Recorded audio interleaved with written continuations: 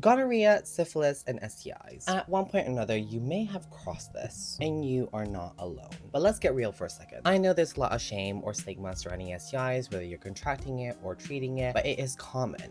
Very, very common. And if you don't trust me, trust this clinical fellow of sexual health. Hi there, I'm Dr. Jenny Dingra. I'm a clinical fellow in sexual health and part of the BASH social media team. Stigma and education around STIs has gotten a lot better, but I still think there is a lot of room for improvement. And I think the way that we can help combat stigma is, again, to provide effective education tools for people to kind of be empowered to understand STIs and kind of take control of their sexual health. STIs are very, very common, especially amongst young people. Recent stats by UKHSA found a major increase in gonorrhea cases by 50% from 2021 to 2022, and an increase of 15% for the cases of syphilis, which is the highest it's been since just after World War II. And many STI cases are more likely to come out from 15 to 24-year-olds, but why is this happening? So I think why there has been a sudden rise in the cases of infections is multifactorial. Certainly, these stats are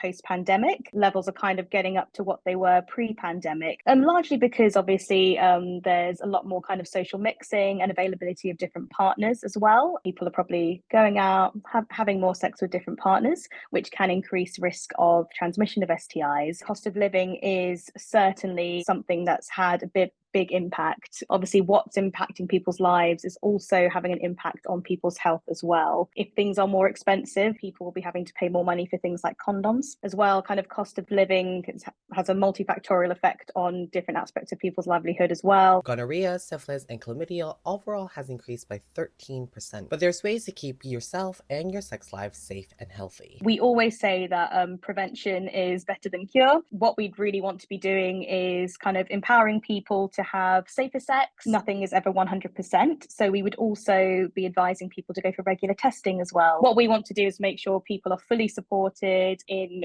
being empowered to have safer sex. Certainly condoms, we do agree that condoms are a very effective prevention tool at preventing transmission of STIs. The best thing is just to educate people as well. So to improve kind of education around safer sex, also access to condoms too. But an increase in STIs and a lack of testing can have a knock-on effect on treatment, with antibiotics being not as effective. So these are the takeaways. Going for regular testing, taking care of your sexual health and prevention as much as possible, using condoms, and obviously from our end, what we want to see is further increase in budget into sexual health services, and also more budget for condom distribution, just because that is really the best way to have safer sex.